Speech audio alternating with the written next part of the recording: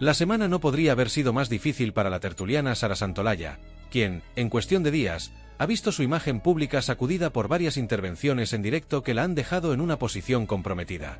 El primer golpe lo recibió en el programa La Sexta Explica, donde la exdiputada de Vox, Macarena Olona, la dejó completamente descolocada al cuestionar abiertamente su formación académica y profesional, sugiriendo que su presencia en platós televisivos obedecía más a su historial sentimental y a ciertos vídeos subidos de tono que circulan en sus redes sociales, que a una trayectoria basada en méritos y conocimientos sólidos.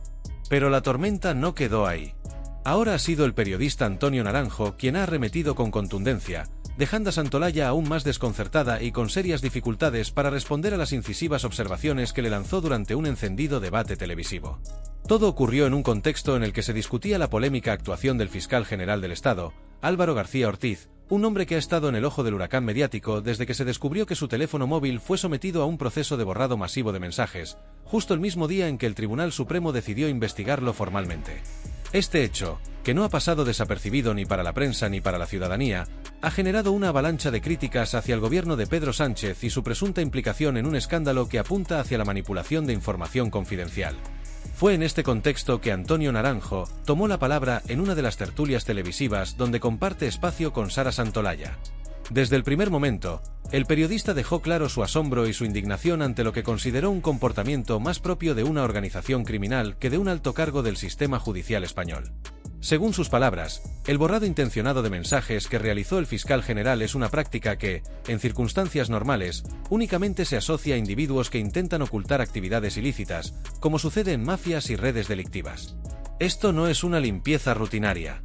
Esto es lo que haría un capo de la mafia cuando quiere borrar sus huellas. ¿Cómo se explica que un fiscal general, alguien que debe velar por el cumplimiento de la ley, recurra a estos métodos? Lanzó Naranjo con una expresión de incredulidad y firmeza en su rostro. Sin embargo, el periodista fue aún más allá al exponer una teoría que, aunque basada en una interpretación personal de los hechos, resonó fuertemente entre los espectadores y en las redes sociales. Según Naranjo, el objetivo real del fiscal al borrar sus mensajes no sería protegerse a sí mismo, sino encubrir al presidente del gobierno, Pedro Sánchez. Para el comunicador, resulta evidente que el contenido eliminado podría vincular directamente a Moncloa con actuaciones presuntamente irregulares en torno a la filtración de datos confidenciales relacionados con la presidenta de la Comunidad de Madrid, Isabel Díaz Ayuso, y su entorno cercano. Aquí no se trata de un intento de protegerse a sí mismo. García Ortiz sabe que está quemado públicamente. Pero, ¿y si lo que intenta es salvaguardar al presidente? Es lógico pensar que si el fiscal general del Estado pide información sobre el entorno de Ayuso, esa información acaba en Moncloa. Y desde ahí, por algún cauce aún no esclarecido, llega a manos de quienes desean utilizarla políticamente, continuó Naranjo. Este planteamiento encendió las alarmas en el plató. Sara Santolaya, que hasta ese momento había mantenido una expresión de aparente serenidad, saltó de inmediato para interrumpir el discurso del periodista. Con evidente nerviosismo, la tertuliana intentó desacreditar la hipótesis de Naranjo, acusándolo de alimentar teorías conspirativas sin pruebas fehacientes. Sin embargo, su intervención fue rápidamente contrarrestada por el periodista, quien le recordó que los informes de la Guardia Civil, concretamente los elaborados por la UCO, ya han confirmado que el borrado de mensajes no fue accidental, sino una acción intencionada llevada a cabo en dos ocasiones distintas el mismo día en que el Supremo dictó la apertura del proceso. No es una hipótesis sin base.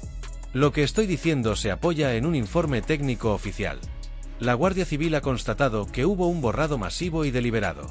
Lo que queda por esclarecer es qué contenían esos mensajes y a quien pretendía proteger el fiscal eliminándolos, replicó Naranjo con firmeza. A medida que el debate avanzaba, la tensión fue en aumento. Santolaya, consciente de que se encontraba en una posición débil, recurrió a los habituales argumentos ad hominem que tanto se critican en el ámbito del periodismo serio. Desvió la conversación hacia cuestiones ideológicas, acusando a Naranjo de estar alineado con la derecha y de intentar desestabilizar al gobierno utilizando la polémica del fiscal como pretexto. Pero el periodista no cayó en la trampa. Con serenidad, le recordó que el periodismo tiene como función fundamental cuestionar el poder y denunciar las irregularidades, independientemente del color político de quienes las cometen. Mientras todo esto ocurría, las redes sociales hervían. Los comentarios se sucedían en plataformas como X, anteriormente conocida como Twitter, donde muchos usuarios aplaudieron la intervención de Naranjo y criticaron duramente la actitud de Santolaya.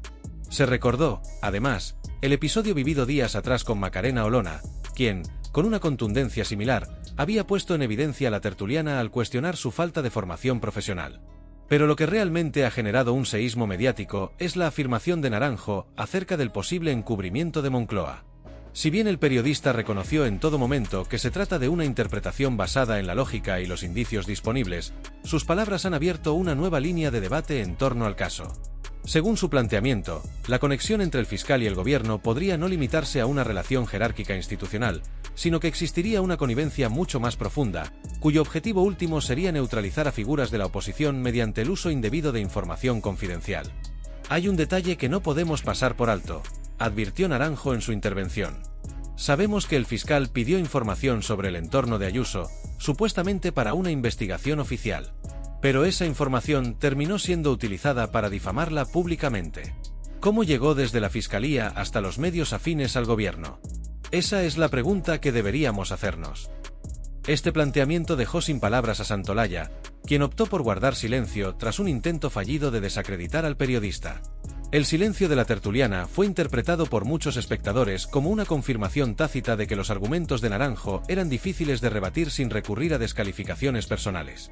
Lo cierto es que el caso del fiscal García Ortiz ha sacudido los cimientos del aparato judicial español, y la intervención de Antonio Naranjo ha contribuido a mantener viva la atención pública sobre el asunto.